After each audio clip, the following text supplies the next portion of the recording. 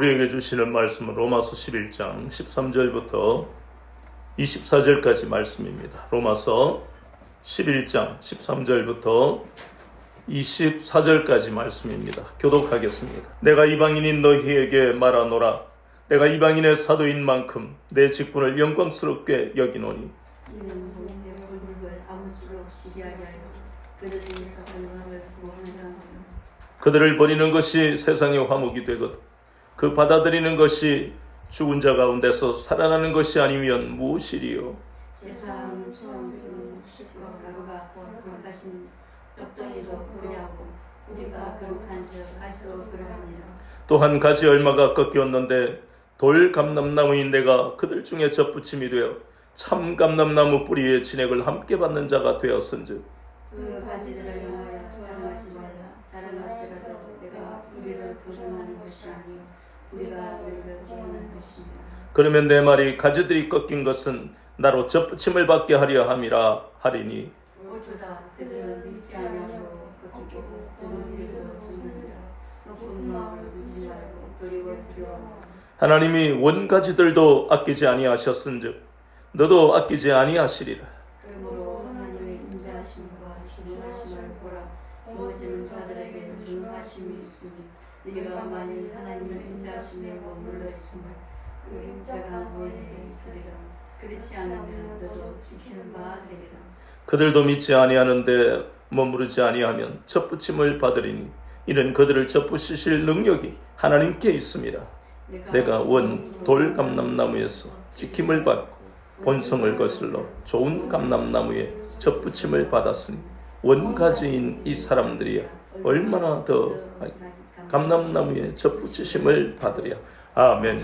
오늘은 로마서 13장 로마서 11장 13절부터 24절까지 본문을 통해 참 감람나무와 돌 감람나무의 비유하는 제목으로 같이 은혜를 받겠습니다.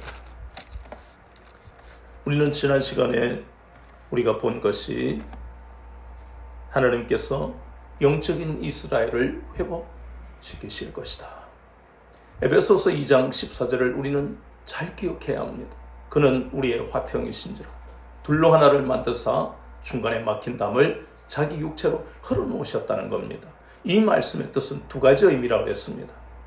하나는 유대인과 이방인의 구별이 더 이상 없어졌어요. 예수 그리스도를 말미암아 혈통으로 구원받는 게 아니라고 말씀하시는 것이고, 또 하나의 의미는 이사야서 59장 1절 2절 말씀처럼 죄로 인해서 이방인도 죄를 지었고 마음에 하나님 두기를 싫어하는 죄, 유대인들도 교만과 이선으로 죄를 지어서 모두가 심판 아래에 있었어요.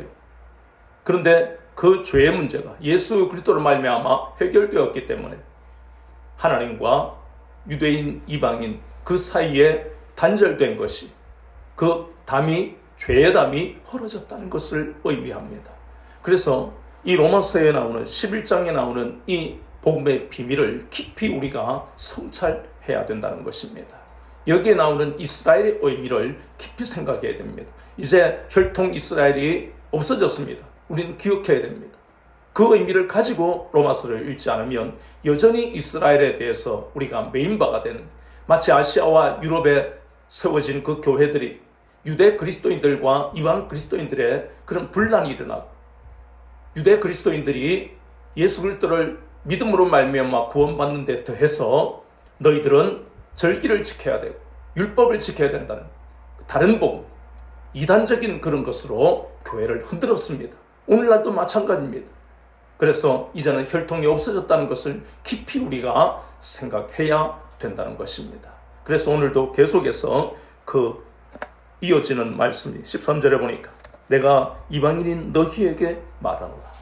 이렇게 말하는 사람이 바로 하나님께 잘못된 열심을 가졌던 바울이라는 사람입니다. 우리가 앞에서 보았잖아요.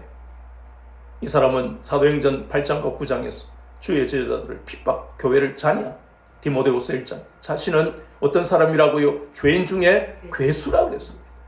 그런 사람이 하나님의 전적인 은혜와 전적인 그 주권적 섭리로 인해서 이방인의 사도가 된 것을 너무너무 자랑스럽게 생각하는 것이에요. 이것은 단순히 어떤 세상에서 말하는 직분이나 높은 지위에 있기 때문에 자랑하는 그러한 자만심과는 완전히 차원이 다른 것입니다. 자신은 너무너무 감사하는 거예요. 도무지 내가 구원받은 자격이 없는데 그 구원의 은혜도 감사한데 영의 직분, 의의 직분, 길이 남을 이 놀라운 이방인의 사도로 삼아주신 그 은혜가 너무 감사해서 자신은 영광스럽게 생각한다고 고백하고 있는 것입니다. 우리도 마찬가지입니다. 사도 바울뿐만 아니라 우리도 그리스도인이 될 수가 없잖아요. 우리가 지난 시간에 보았던 것처럼 로마서 9장 18절을 항상 기억해야 됩니다. 로마서 9장 18절에 보니까 그런즉 하나님께서 하고자 하시는 자를 긍휼히 여기고 하고자 하시는 자를 완악하게 하신다고 했습니다. 우리 중에 어떤 사람은 바로처럼 완악하게 해서 평생을 하나님이 없는 인생을 살게 하실 수도 있고, 어떤 사람은 긍휼히 여김을 받아서 그래 내가 하나님 앞에 죄인인데 예수님이 나의 모든 더러운 죄를 씻으셔서 이제 내가 예수님을 믿고 평생 예수님만 믿고 하나님의 은혜로 구원받았어. 이것을 잊지 않고 가는 전적인 하나님의 은혜로 되어진 것을 여기서 우리는 기억하는 것처럼, 우리가 성도가 된 것은 마치 사도 바울이 이방인의 사도가 된 것과 똑같은 거예요. 그래서 우리도 성도가 된 것, 그리스도인이 된 것, 다른 말 하나님의 자녀가 된 것을 영광스럽게 생각해야 된다는 것입니다. 이것은 세상의 어떤 직분, 세상의 땅에 있는 영광과는 비교할 수 없습니다. 그래서 우리는 이 성도라는 것, 하나님의 자녀가 되었다, 이것으로 인해서 우리 가슴이 뛰어야 됩니다. 부릴 듯 이 마음에 그렇구나, 이것은 세상의 어떤 것하고 비교할 수 없는 영광이, 그것을 잊지 마시기를 바랍니다. 바울이 그것을 고백한 것처럼 우리도 그것을 늘 잊지 말아야 하는 것입니다. 그런데 거기서 끝나는 게 아니라는 것을 14절을 통해서 알게 됩니다. 바울은 구원받을 자격이 없는 자신을 구원한 그 놀라우신 하나님의 은혜를 기억하고 영광스럽게 생각하는 것에서 끝나는 게 아니라 14절에 보니까 이는 혹 내 권력을 아무쪼록 시기하게 하여 그들 중 얼마를 구원하게 하려 함이라. 이것이 바로 바울이 잘못된 열심으로 영적인 무지로 살아가던 그가 이렇게 부활하신 주님이 자신을 불러서 이방인의 사도로 삼으신 분명한 그 이유, 그 사명을 바울은 깨닫고 있다는 것입니다. 그래서 자신이 이방인의 사도로 가는 것을 어째서 우리는 하나님 앞에 신명기 7장 6절을 보면 우리 민족만이 택함을 받았는데 어째서 이방인들이 구원받고 있는 거지? 받아들이지를 못하는, 그걸 본문에서는 시기라 했습니다. 사실상 이 시기라는 단어보다 훨씬 문맥에 맞는 것은 자극이라는 말이 의미상 만드는 거예요. 자극. 그런데 그 자극보다 왜 시기라는 단어를 사용했을까? 거기에는 하나님의 뜻이 있다는 것입니다. 이 바울이 구원받아서 이방인에게 복음을 전하는 데마다 그들이 똑같은 이스라엘이 혈통이 아니라 영적인 이스라엘이 되는 것을 보고 유대인들이 시기가 나는 거예요. 그래서 그 시기의 목적이 어디 있는가 하는 것을 이제 우리가 깨달아야만 됩니다. 원래 시기심 하는 것은 갈라디아서 5장 20절 21절에 보면 악한 것이라고 말씀하고 있습니다. 이 시기는 바로 육체의 소욕 중에 하나입니다. 시기라는 뜻은 다른 사람이 잘 되는 것을 배아파하잖아요. 그래서 우리나라 속담에 어떤 게 있습니까? 사촌이 논을 사면 배가 아프다. 남들이 잘 되는 것을 배가 아파하는, 얼마나 악한 본성입니까? 그런데 그것이 우리는 아무렇지도 않게 교육을 받아왔잖아요. 그러니 이 시기와 질투가 악한 것이다. 얼마나 악하고 그 결과가 어떻게 되는가? 갈라디아서 5장 21절을 보면요, 시기하는 사람은 하나님 나라 유업을 받지 못한다. 얼마나 불행한 인생이 되어버립니까? 하나님의 나라가 이 땅에서부터 이루어지는데 하나님의 나라를 유업으로 받지 못하면 이 땅에서 살아가는 동안 평안이 없고 소망이 없고 기쁨이 없는 삶을 산다, 그 뜻입니다. 그리고 나중에는 어디도 못 간다고요? 천국에도 못 간다는 것입니다. 뭘 하기 때문에? 시기하기 때문에. 성경에 보면 창세기 4장 4절 5절에 보면 최초의 사람 아담의 아들이 참 복된 가정에 거룩한 가문에 영광스러운 가문의 맏아들인데도 불구하고 가인은 동생 아벨을 시기했습니다. 하나님 앞에 드리는 그 제물을, 자신의 제물은 하나님이 받으시지 않으시고 동생의 제물만 받으시는 것을 시기했다고 성경은 말씀하고 있습니다. 그리고 우리가 잘 아는 그 시기는 창세기 37장 11절에 봐도 요셉이 하나님 앞에, 아버지 앞에 특별히 사랑을 받으니까 요셉의 형들이 요셉을 시기했다고 성경은 말씀합니다. 또 한 구절, 사무엘상 18장에 보면 사울이 전쟁에서 이기고 돌아오는데 이스라엘의 그러한 여자들이 나와서 춤을 추고 노래하는데 사울은 천천히요 다윗은 만만이라. 그래서 또 사울 왕이 시기합니다. 지금 우리가 본 세 가지 경우는요, 할례받지 못한 이방 사람들이 아닙니다. 하나님 앞에 택함을 받았어요. 그러면 왕이든 일반 백성이든 그들은 특별한 존재가 되었고 하나님의 그러한 특권과 영광을 누리며 살아가는 얼마나 그들이 복된 인생입니까? 그런데 그 복된 인생들조차도 이렇게 시기하고 질투하는 것을 성경은 말씀하고 있잖아요. 그 모든 게 악한 거라는 것입니다.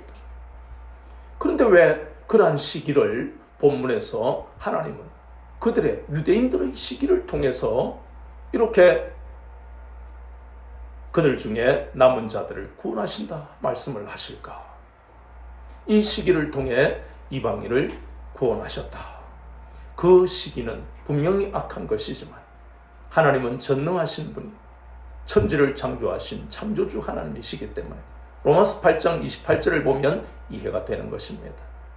하나님을 사랑하는 자, 곧 그의 뜻대로 부르심을 입은 자들에게는 모든 것이 합력하여 선을 이룬다. 하나님은 항상 선하게 우리를 인도하시는 거예요. 요셉의 형들이 동생을 죽이려 했지만 그들은 처음부터 끝까지 악했지만 하나님은 선하신 뜻으로 그들의 그 모든 악한 것으로 인해서 요셉이 총리가 된 것이 아니고 그들은 악한 마음을 가졌지만 하나님은 요셉을 향해서 선하신 뜻을 가지고 합력하여 총리가 되게 하고 애국뿐만 아니라 근동의 모든 나라들을 기근으로부터 구원하시는 그분이 바로 하나님이시라는 거예요.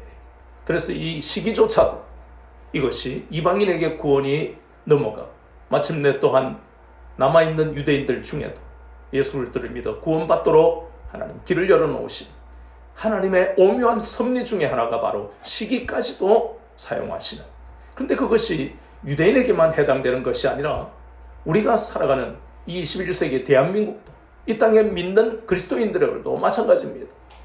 거룩한 신앙 공동체, 가정과 교회 공동체 내에서도 사람들은 때때로 시기하기도 하잖아요. 같은 교회를 다니는데 어떤 사람은 아들이 시험만 치면 합격하고 또 면접만 하면 취업돼버리고, 그러니 똑같이 기도하는데 어째서 저 집은 잘 되고 우리 아들은 이렇게 멍충일까? 너는 도대체 어찌 된 거야? 이러한 것들이 거룩해야 할 신앙 공동체 내에서도 있다는 것입니다. 그런데 하나님은 세상 속에든 공동체, 신앙 공동체 속에든 하나님은 이 시기를 귀하게 선하게 사용하신다는 겁니다. 아멘. 그래서 불신자들에게는 믿는 사람들이 잘 되는 것을 통해 시기나게 하셔서 왜 저렇게 잘 됐냐? 아, 예수님을 믿어서 그렇구나. 이러면 뭐예요? 그 중에 일부가 구원받기로 예정되어 있는 사람들이 그리스도인들의 잘 되는 것을 보고 이 땅의 육적인 축복을 보고 그들이 하나님께로 돌아올 수도 있다는 것이에요.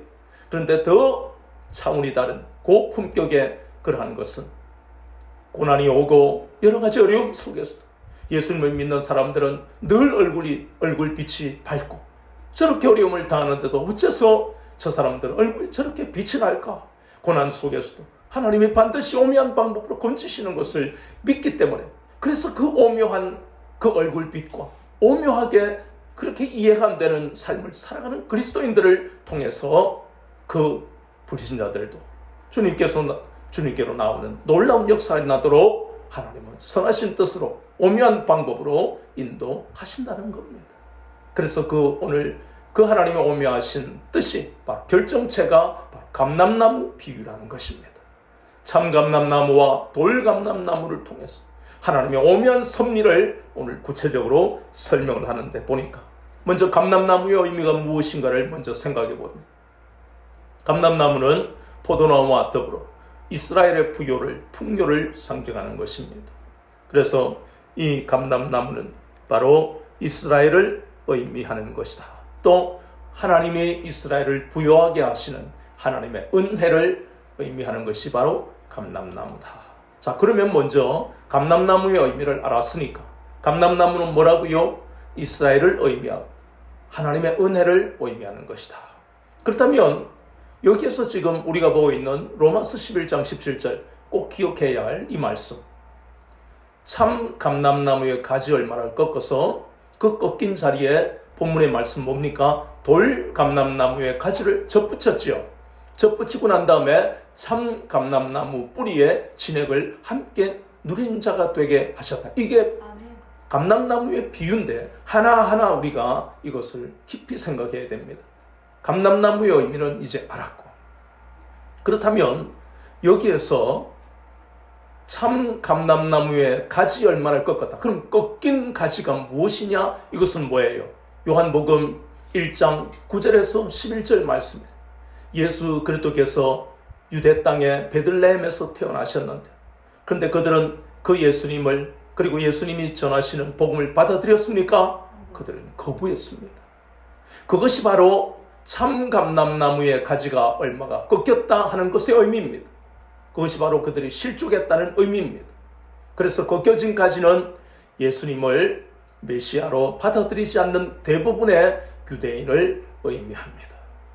그렇다면 그 꺾여진 가지에 돌감람나무의 가지를 접붙였다 그랬죠. 그럼 접붙여진 가지, 돌감람나무의 가지는 무엇을 의미하느냐? 이것은 이방인 중에 예수 그리스도를 영접한 사람을 의미하는 것입니다. 자, 그렇다면 여기에서 뿌리의 의미가 굉장히 중요한데, 이 뿌리의 의미는 원래 여기에서의 사전적 의미는 이스라엘의 조상 아브라함, 이삭, 그리고 야곱을 의미합니다. 그러나 여기에서 우리가 깊이 알아야 될 복음의 비밀로 우리가 이것을 보면, 감람나무에서 참 감람나무는 이스라엘이 되고 돌감람나무는 이방인이 되고, 그런 의미가 아니라 이제는 아까 우리가 뭐라 그랬습니까? 에베소서 2장 14절에서 유대인과 이방인의 구분이 이제 없어졌다 그랬죠. 그렇다면 여기에서 참감람나무와 돌감람나무의 구분이 없어져 버렸습니다. 그래서 이 감람나무는 이제 이스라엘이라는 의미가 아니라, 혈통으로 이스라엘의 의미가 아니고 어떤 의미? 영적 이스라엘을 의미합니다. 그렇다면 참 감람나무는 영적 이스라엘을 의미합니다.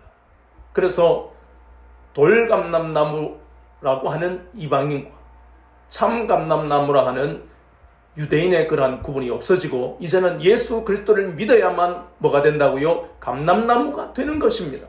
예수 그리스도를 믿지 않으면 예전에 참 감람나무라 하는 이스라엘도 이제는 의미가 없어지는 것이에요. 그래서 그 뿌리가 무엇이 됩니까? 이스라엘이 뿌리가 아니고 영적 이스라엘이 감람나무의 뿌리가 되는 것입니다. 그러니 예수님을 안 믿고 있는 유대인, 교회를 다니지만 예수님을 안 믿고 있는 사람, 지금 교회를 안 다니는 사람, 그 모두가 뭡니까? 돌감람나무, 즉 불신자라는 겁니다. 그래서 불신자들이 이렇게 그 중에 가지가 꺾여서 접붙임을 받는 게 자기 노력으로 되겠습니까? 아닙니다.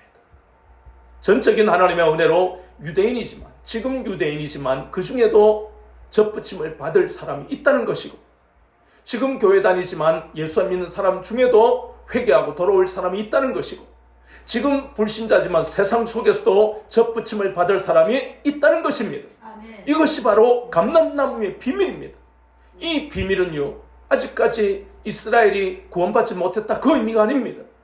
이스라엘 중에도 구원받기로 예정된 있는 사람이 있고, 세상에서도 이방인이라는 세상에서도 구원받기로 예정되어 있는 사람이 있기 때문에 이제는 혈통으로 이야기하면 안 됩니다. 지금 우리가 이스라엘과 전쟁 어쩌고 저쩌고 이런 이야기들이 매스컴에 있습니다. 그러나 그 사람들이 다시 돌아오는데 그것은 소수입니다. 그래서 이제는 혈통의 의미가 없어요. 더 이상 구약의 이스라엘의 의미로 지금 현재 이스라엘 바라봐서는 안 된다는 것입니다. 유대인과 이방인의 구분이 없어져 버렸다는 것을 에베소서 2장 14절을 보고 깊이 생각해야만 된다는 것입니다. 또 하나는 하나님은 원가지였던 이스라엘의 그 가지를 얼마나 꺾으셨다 그랬지요? 그 꺾었다 하는 것은 하나님이 징계하셨다는 의미입니다. 북이스라엘이 망했습니다. 남유다가 망했습니다. 다윗의 나라는 영원할 것이라고 사무엘하 7장에서 말씀하셨지만 그것은 남유다를 의미하는 것이 아닙니다. 예수 그리스도께서 오셔서 다스리는 그 천국이 천년왕국이 영원하다는 것을 의미하는 것입니다. 그래서 이제 이 말씀의 의미는 원가지인 참감람 나무의 가지 얼마도 꺾으셨는데, 즉 그들도 징계하셔서 북이스라엘도 망했고 남유다도 망했으니까 너희들이 돌감람나무의 가시였던 너희들이 접붙임을 받은 것은 원가지도 꺾으시는데 돌감람나무의 가시였던 아무 쓸모도 없는 인생, 에베소서 2장 1절에서 3절을 보면 육체와 마음이 원하는 대로 살다가 본질상 진노의 자, 하나님의 심판을 기다리고 있는 유죄 평결을 받은 우리 인생이야 하물며 말해 뭐하겠느냐. 그래서 본문의 말씀에 보니까 21절에 하나님이 원가지들도 아끼지 아니하셨은지 너도 아끼지 아니하시리라. 그래서 우리는 근신하고 삶과 우리의 행동을 조심해야 돼요. 값없이 받은 이 구원의 은혜를 늘 기억해야만 하는 것이다. 아멘. 그 말씀을 하고 있는 거예요. 하나님이 이스라엘을 얼마나 사랑하셨는지 모릅니다. 그 표현들이요, 한번 찾아볼까요? 시편을 한번 찾아봅니다. 시편 80편 8절에 보면 이스라엘을 사랑하시는 하나님의 그 사랑이 이렇게 표현되어 있습니다. 시편 80편 8절 제가 읽어드립니다. 주께서 한 포도나무를 애굽에서 가져다 민족들을 쫓아내시고 그것을 심으셨나이다. 오늘날 이스라엘이 여러 근방에 있는 우리가 잘 아는 대로 이집트라든가 혹은 또 시리아라든가 이란이라든가 또 팔레스타인 이런 나라에 대해서 이렇게 원래 이 땅은 하나님이 주신 땅이야 이렇게 막 하고 서로 갈등을 일으키는 그게 오늘 8절에 나오고 있는 거예요. 그러니 우리가 잘 알다시피 아브라함에게 약속하신 그 말씀이 마침내 우리가 잘 아는 대로 여호수아를 통해 그 약속의 땅에 7 부족을 가나안 종족을 다 쫓아내버렸잖아요. 그리고 그 땅을 이스라엘, 적과 꼴이 흐르는 이스라엘의 소유가 되게 하신 거예요. 더 구체적으로 이사야서 5장 1절과 2절을 보니까 땅을 파서 돌을 제하고 극상품 포도나무를 심었도다. 그 중에 망대를 세웠고 또 그 안에 술틀을 팠도다. 좋은 포도 맺기를 바랬더니 들포도를 맺었노라. 시편 80편 8절과 이사야서 이 5장 1절 2절의 말씀을 보면 그들은 땅도 없이 헤매던 그런 인생이었다. 그런데 하나님이 약속의 땅에 들어가게 하셨고 그리고 그들의 그런 나라들을 하나님이 얼마나 은혜로 인도하셨는지 극상품 포도나무로 만드셨다는 겁니다. 그러면 상품 포도보다 더 좋은 게 극상품 포도나무인데 극상품 포도나무가 되면 열매도 어찌해야 됩니까? 극상품이 나와야 되는데 안타깝게도 극상품 포도나무에서 극상품의 포도 열매가 열린 것이 아니고 들포도 냄새나고 먹지도 못하는 그것이 바로 이스라엘의 역사 아닙니까? 시대별로 하나님 앞에 불순종하고 끊임없이 바알과 아세라를 섬기고 이방신을 섬기는 우상 숭배 때문에 그들은 항상 애굽의 포로가 되고 가나안의 포로가 되고 아수르의 포로가 되고 페르시아의 포로가 되고 그리고 우리가 잘 아는 알렉산더 왕의 마게도니아의 그 포로가 되고 거기다가 로마의 포로가 되고 끊임없는 그들의 역사는 극상품 포도 모든 근동의 나라들이 이스라엘을 부러워하는 그런 나라. 오죽하면 우리가 잘 아는데 여리고 성에 있던 주민들이 이스라엘 자손들이 온다는 소리 마음이 어떻게 됐어요? 다 녹아버렸잖아요. 이스라엘과 함께하는 저 하나님을 우리가 어떻게 이기겠냐?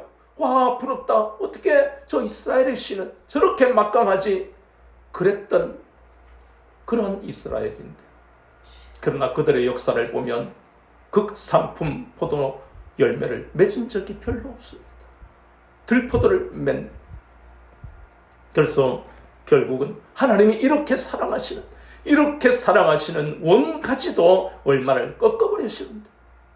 우리는 참감람나무의 그러한 원가지도 아닌 돌감람나무의 그러한 가지인 것을 잊지 마시고, 그렇게 사랑하시는 이스라엘, 하나님이 그렇게 환난과 공고로 그들을 징계해서 너희들이 하나님을 아는 지식이 없기 때문에 너희들이 망하는 것이다 돌이키지도 않았고, 그래서 바벨론의 포로에서 돌아온 그 소수의 사람들만을 통해서 하나님이 역사하셨잖아요. 그것을 우리는 남은 자라고 했습니다. 그렇다면 오늘날도 마찬가지입니다. 우리나라가 하나님 앞에 얼마나 복을 받았어요. 나라도 선진국이 될 뿐만 아니라 한국교회도요, 대형교회가 이렇게 많은 나라는 전 세계에 없습니다. 그러나 이러한 현실을 우리가 이 로마서의 말씀을 빗대고 이스라엘의 역사를 빗댄다면, 이렇게 대형교회가 많다는 것이, 그것이 바로 극상품의 포도의 열매를 맺었다고 말할 수가 없는 겁니다. 얼마나 한국교회가 지금 타락하고 있는지 모릅니다. 그래서 우리는 삼가 근신하고, 원가지인 이스라엘도 이렇게 하나님이 징계하셔서 나라가 망하는 고통을 겪었는데, 이것을 무섭고 두렵고 떨리는 마음으로 이 본문의 말씀을 간직하면서, 그래, 내가 구원받은 것, 이 나라가 복을 받은 것은 전적인 하나님의 은혜예요.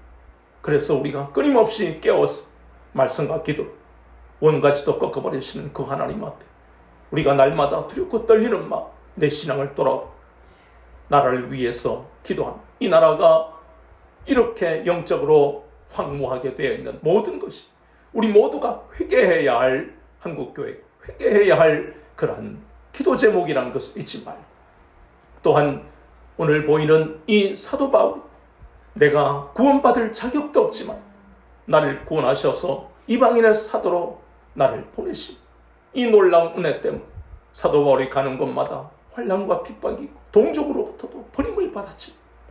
그러나 그가 이렇게 기쁨으로 세상에 파송하신 주님의 그 명령을 감사함으로 받게 되었던 것은 원가지 열매를 꺾어버리시고 돌감람나무에 그 가지를 접붙이는 것처럼 자신도 혈통으로 볼 때는 그러한 베냐민 지파의 혈통이지만 예수 그리스도를 믿지 않으면 그것이 아무 의미가 없다는 것을 바울이 깨달았기 때문에 가는 곳마다 핍박 앞에서도 주여, 내가 베냐민 지파요, 히브리인 중에 히브리, 이스라엘 사람이지만 그것이 아무 의미가 없다는, 뭐로 여겼다고요? 배설물로 여겼다는.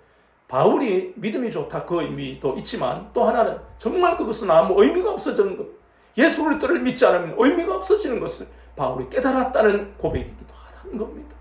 그래서 우리에게 주어진 이 땅에서의 인생 속에서 바울의 그 고백을 삼가 우리도 참으로 근신하며 받아들이고, 이렇게 내가 아무 자격도 없고 혈통도 없는 내가 하나님의 자녀가 되었다는 것을 깊이 생각하면서 교회를 다닌다고 모든 것이 끝나는 것이 아니라 예수 그리스도를 내가 제대로 믿고 있는지 날마다 말씀과 기도를 통해 나를 점검하고, 그래서 어리석은 다섯 처녀처럼 신랑이 오실 때에 준비한 기름이 없어서 신랑과 함께 천국으로 가지 못하는 불행한 삶을 살지 않도록 늘 말씀과 기도로 나 자신의 신앙을 돌아보고 깨어있는 인생이 되어서, 그래서 이방인의 사도로 보내심을 받은 그 바울처럼 우리를 세상에 파송하셔서 마태복음 28장 19절 20절 말씀처럼 너희는 가서 모든 인족을 제자로 삼아 아버지와 아들과 성령의 이름으로 세례를 주고 내가 분부한 모든 것을 가르쳐 지키게 하라는 그 명령을 기쁨으로 감사함으로 감당하며 살아가는 여러분들의 삶이 되시기를 주 예수 그리스도 이름으로 축원합니다. 아멘.